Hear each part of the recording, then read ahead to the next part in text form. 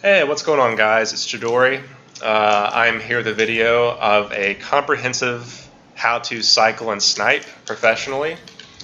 And I have here with me Cold Viper, Badger 41, and Agent Moose.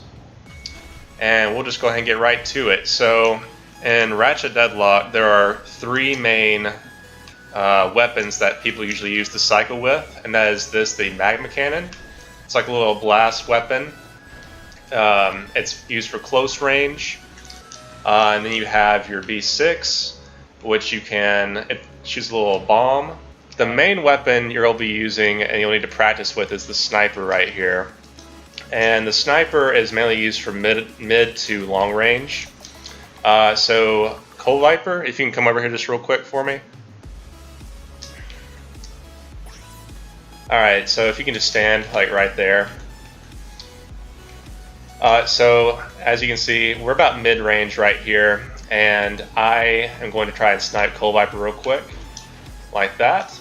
And how you do that is you basically want to move around a little bit and stop, and you can only shoot straight when you're kind of stopped for a brief second, like that.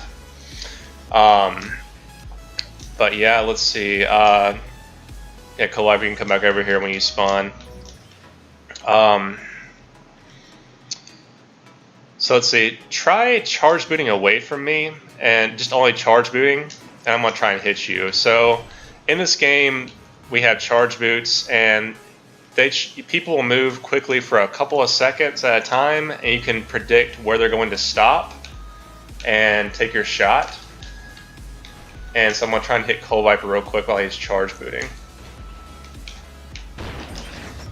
Alright, there's one shot and two shots. Yeah, awesome. Alright, and also, very important in Deadlocked is strafing, and that is simply moving from side to side. You want to move around unpredictably.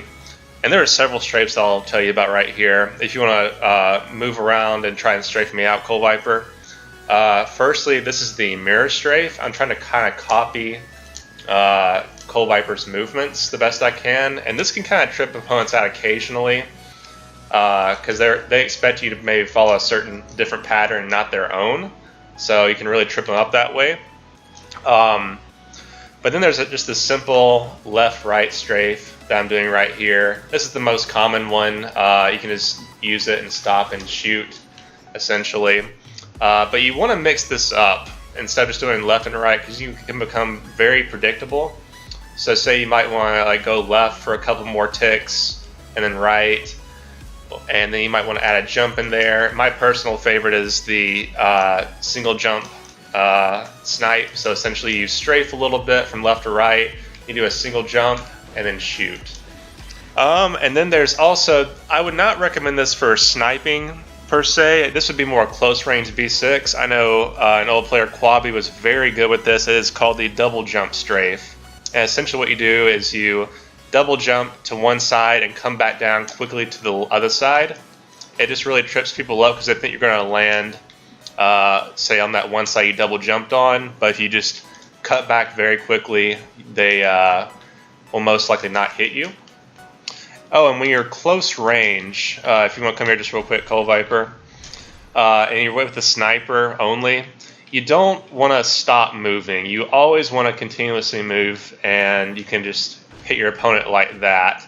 Because if you try and stop and shoot, they will most likely be able to hit you a lot easier, just with a B6 or a sniper.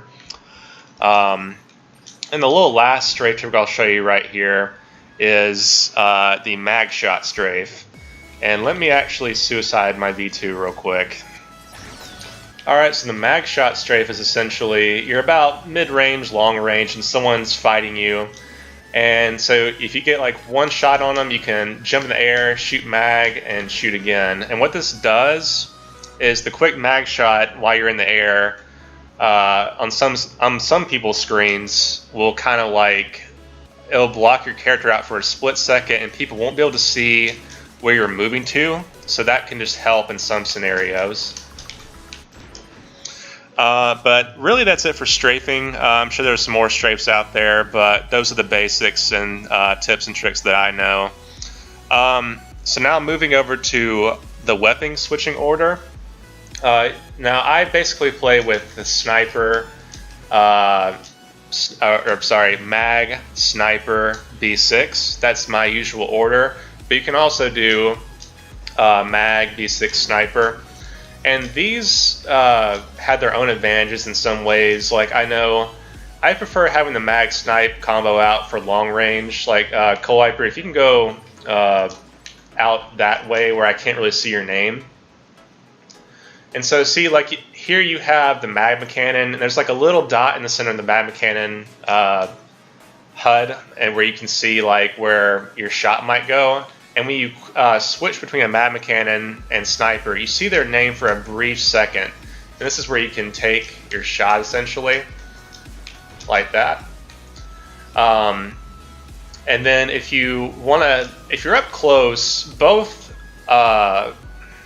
orders work pretty well, but I think the mag B6 sniper combo works the best because you can just charge with the mag, have your B6 out, shoot, and then just snipe them. But I know really you should only be using the mag snipe B6 combo for long range and mid range. KOTH, you can come over here just real quick. We'll just do a little quick cycle session. At mid range, it's good to have the mag snipe B6 combo. And he's gonna beat me twice, isn't he? Oh, I shot him twice. You guys saw that. And yeah, well, I did it right there, actually. I'll go over just real quick if you want to respawn. So I just shot KOTH in mid-air. Let me get some health real quick. Don't fight me just yet, KOTH. So if you know that your opponent's going to be wrenching, most likely, you can hit people in mid-air pretty easily. So just toss a B6. Oh, let's try again. Toss a B6 and shoot. And see how he got shot in the mid-air? That's just a pro tip on how to kill people quickly sometimes.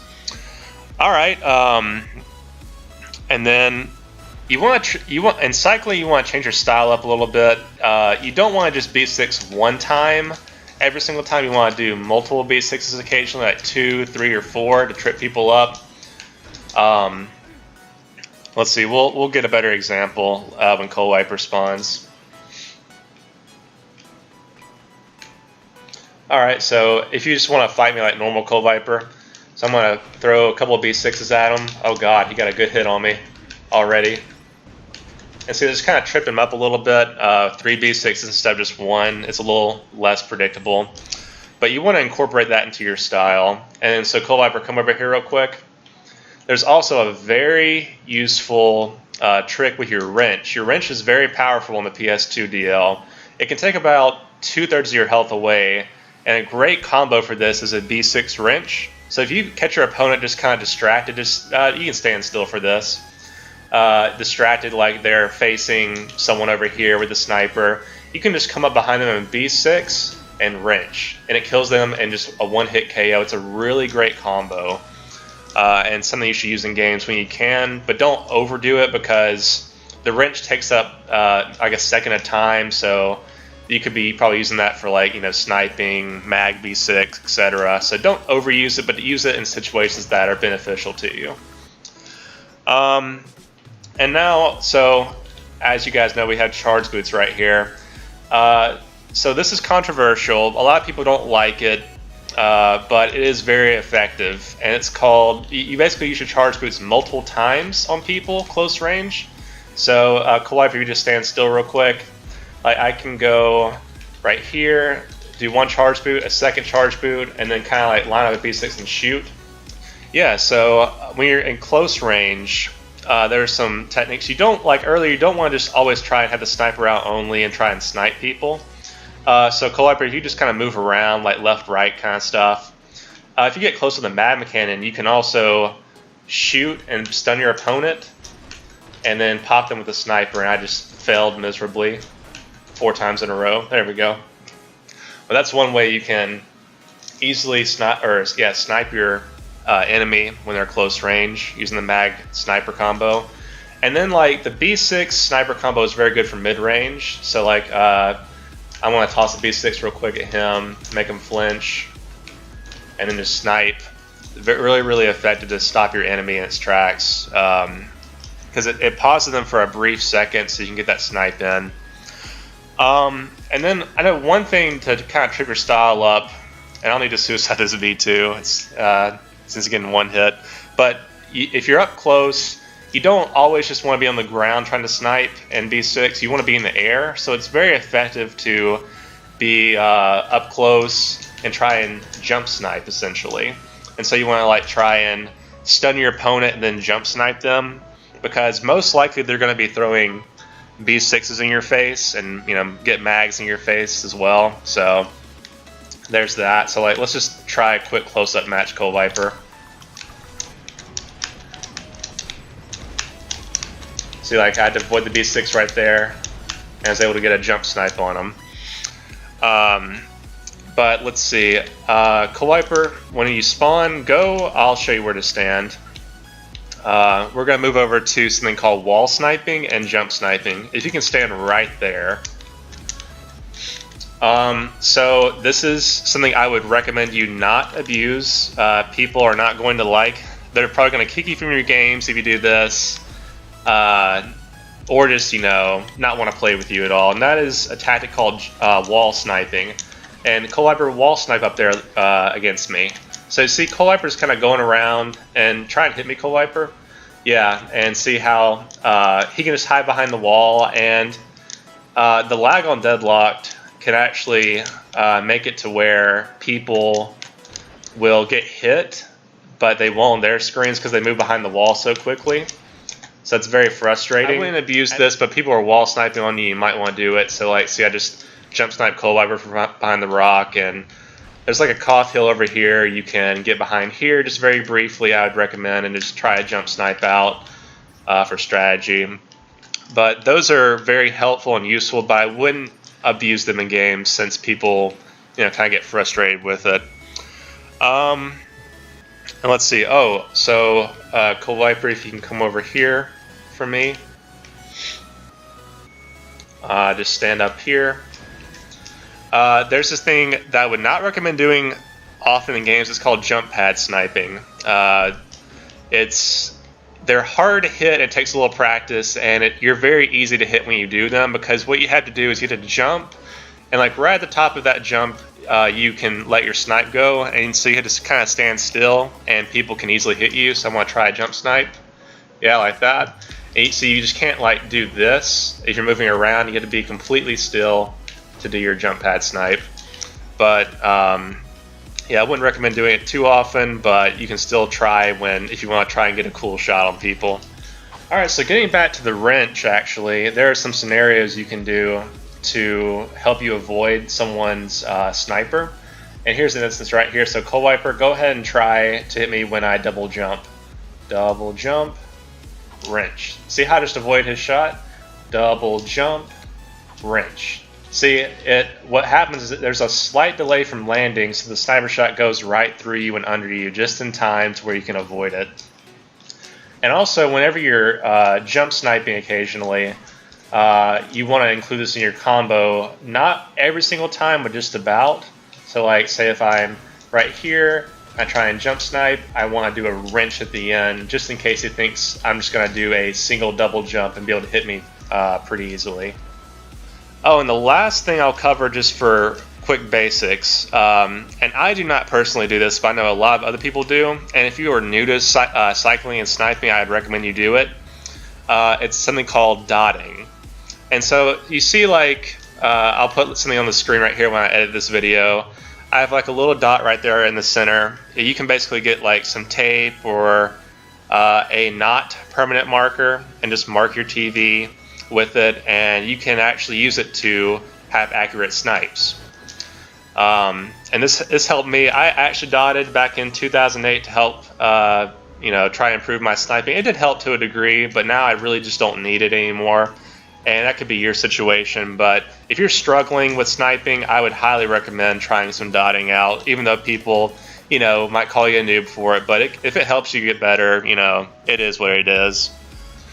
Alright, so there are some scenarios where you're going to have 2+ people that you'll possibly be engaging with. And what you want to do, you guys can go ahead, is you want to make them as often as possible fight themselves before you kind of like get in the middle of it. Because then you can just get in the side and, you know, B6 and sniper from the side while they're distracted with each other. It's a really good move you can do in team games or free-for-alls. And then another general tip is just knowing your players, being able to predict what they'll do. Like, I know I've played with KOTH for several years, so I kind of know his strafing style. We both have similar strafes, side-to-side, single jump, and maybe a jump snipe occasionally. I know Agent Moose likes to do close range, so he'll try and get close to you with the mag and B6. So I always try and like distance myself from him so I can snipe him whenever I see him charging at me. And I know Badger is really good at defending.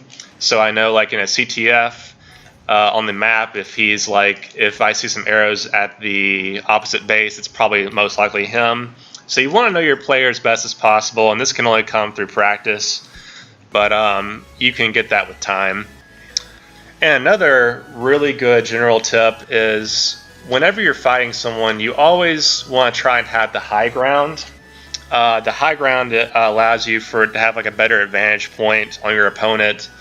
Having it really allows you to fire at them on a better angle, like including overall coverage. Like I think Badger's more likely to hit this wall right here, and you know he has to kind of either jump snipe or whatnot to get me where I have a really good view of him, so I can just kind of pop him like that pretty easily.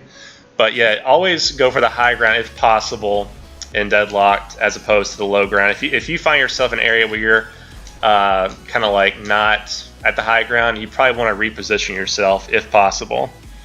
All right, and another general tip is if you have a team game, generally you're going to have scenarios where maybe like say like in a 2v2, one of your opponents will be very far off while the other might be a little closer. And if you ever find in the case where like you and your teammate are very close to this opponent, you want to double team all you can. I know people will get very frustrated with this, but it's a very good tactic. So let's go. Badger and I are going to try and double team KOTH right here. So KOTH's a little distracted. He has to take both of us on, so we just very much destroyed him right there. But yeah, you want to double team in any case that you can that is helpful and beneficial to your team.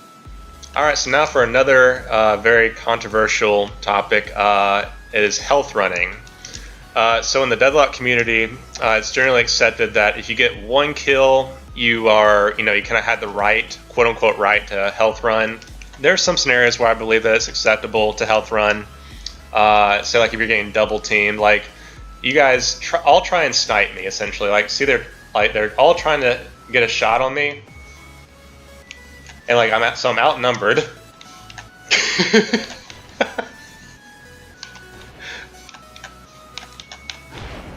And so I just picked the health up because I'm getting outnumbered, and I don't think a 3 versus 1 is pretty fair without having the option of health. So there's that. It may have V2. So the next thing is you want to be able to verbally communicate with your team. This is very effective and crucial for gameplay. You want to be able to tell them what you're doing.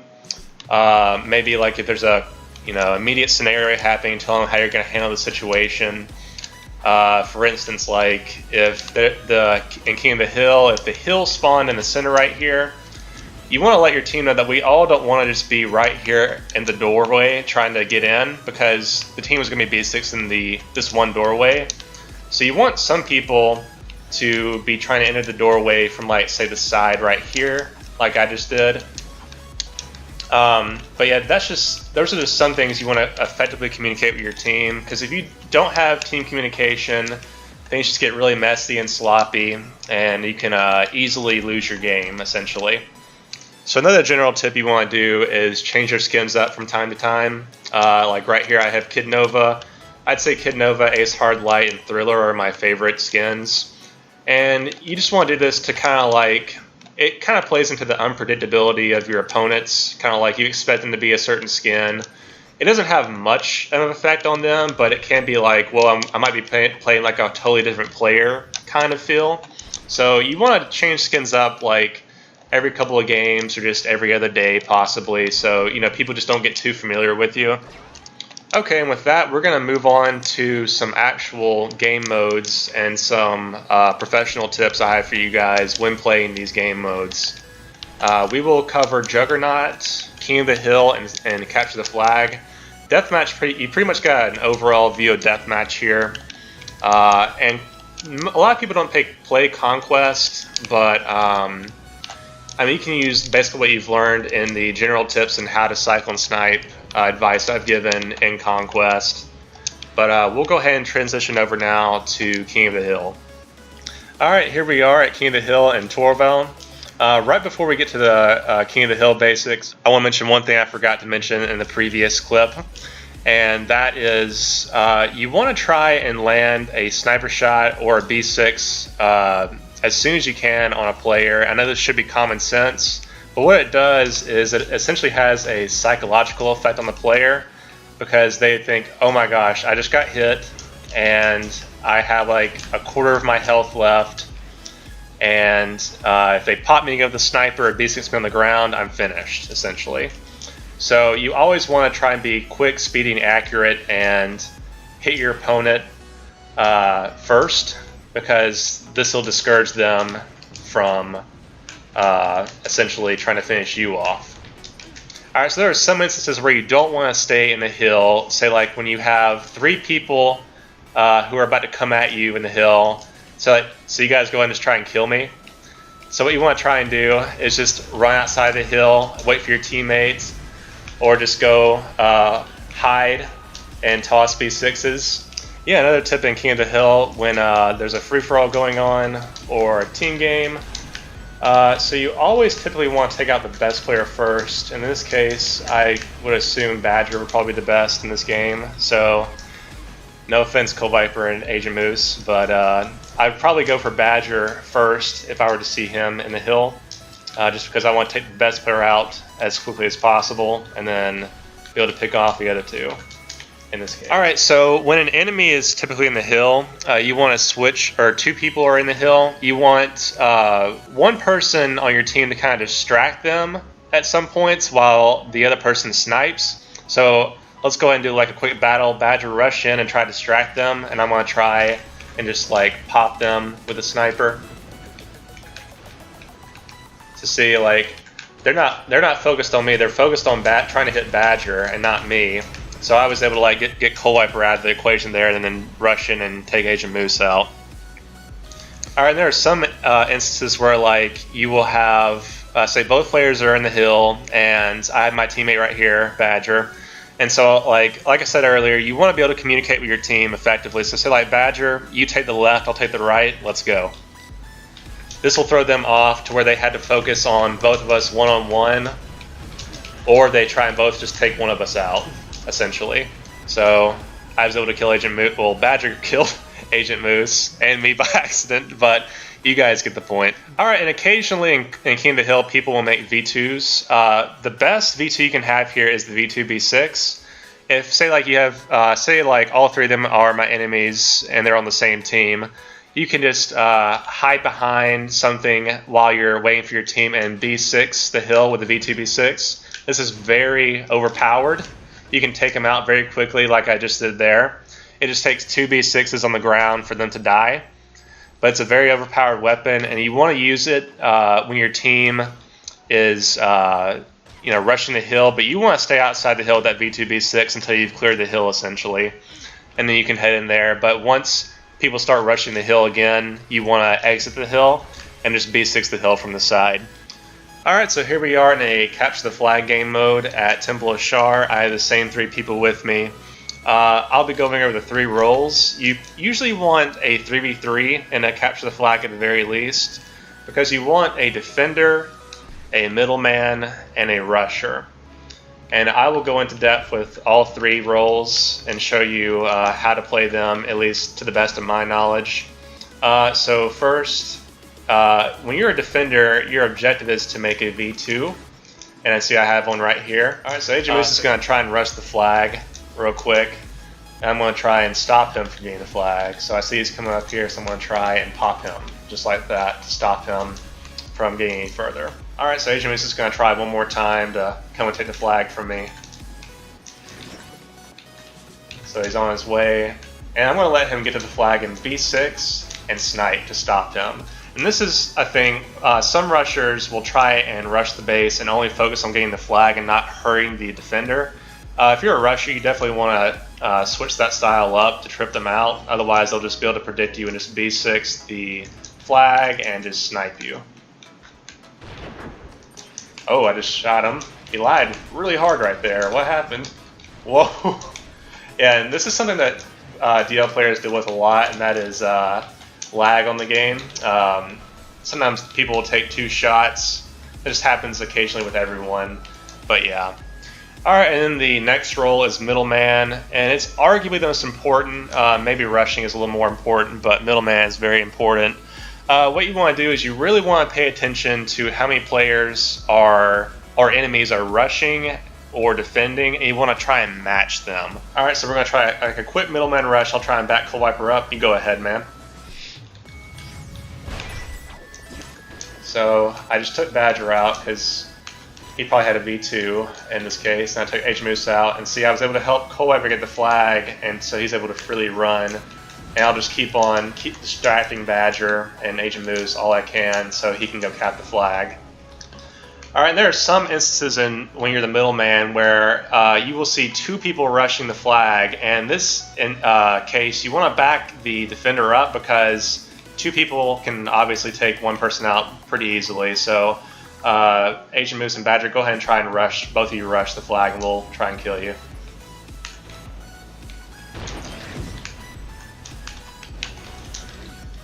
So we're going to take Agent Moose out. Oh, and Connor got the flag, and we were able to stop him too.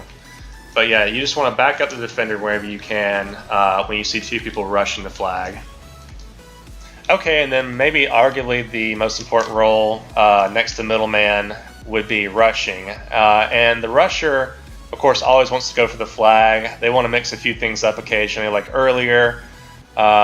When you're rushing, sometimes you just want to primarily go for the flag, and other times you want to actually attack the defender before going for the flag to distract them. But in this case, I'm going to try and get the flag and get out of there with Agent Moose and Badger trying to go after me, so I'm going to go ahead and try that.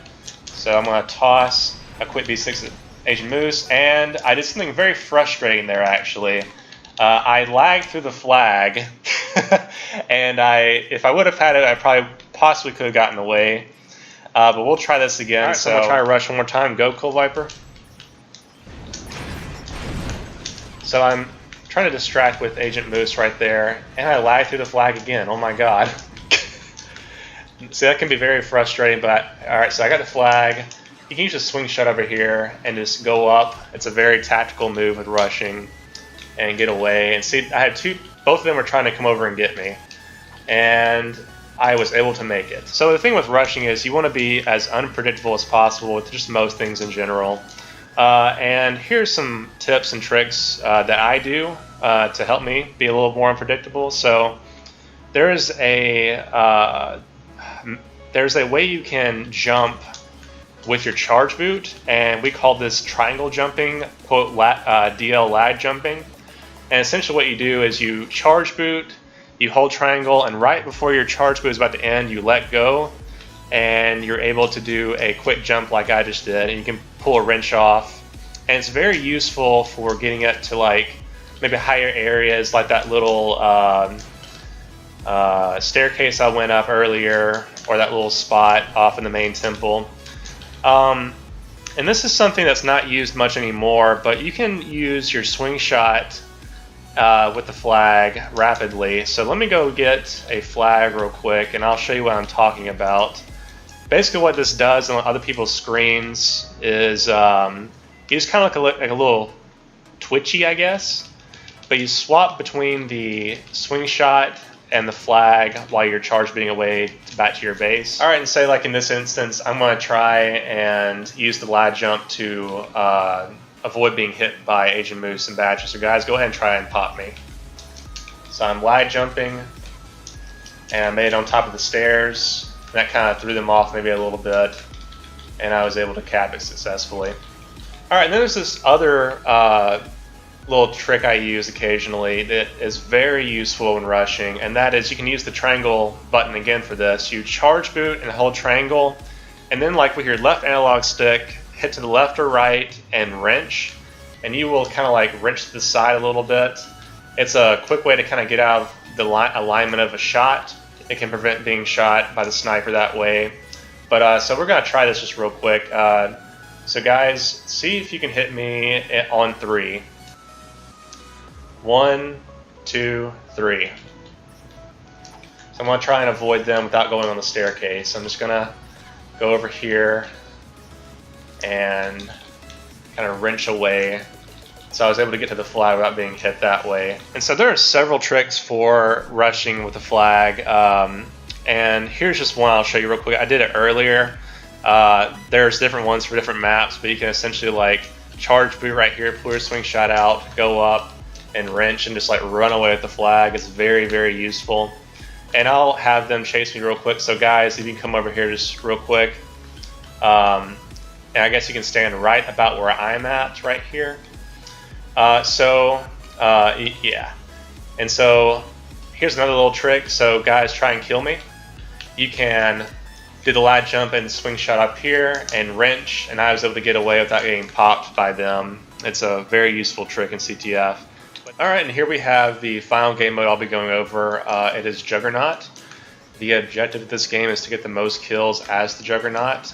You get Juggernaut status by killing others who are the Juggernaut and hopefully getting the kill.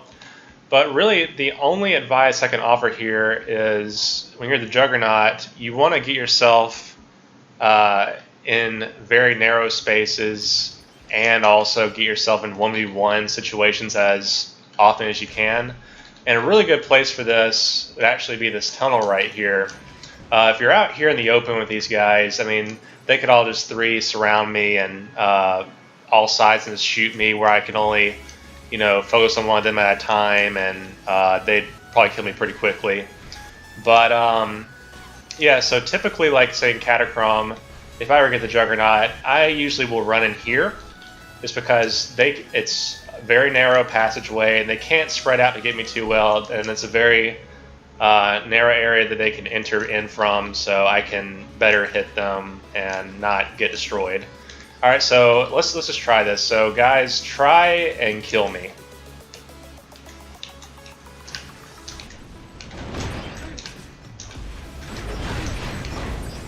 So I was able to take both of them out.